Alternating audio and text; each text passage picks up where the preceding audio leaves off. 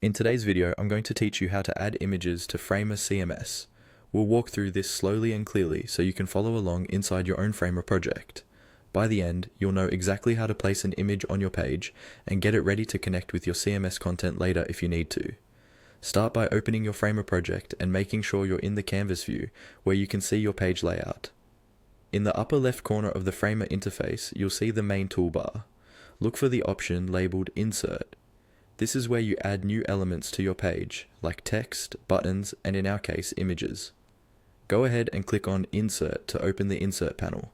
Once that panel is open, you'll see different categories of elements. Find and click on the category called Media. This section collects all the media-related components you can drop onto your page.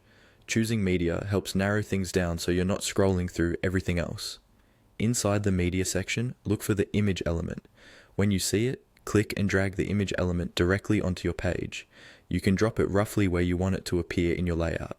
Don't worry too much about exact positioning right now. You can always resize and move it later. What matters at this stage is simply getting an image placeholder onto the canvas. With the image element now on your page, the next step is to tell Framer which actual image file you want to use.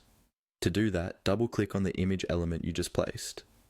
This will open its settings panel in the right-hand sidebar, where you can edit its properties.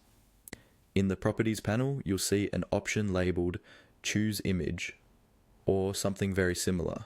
Click on Choose Image to open your image selection dialog. From here, you can either upload a new image from your computer or pick one from your existing assets if you've already uploaded files to this project. Once you've selected your image, Framer will load it into that element on the page.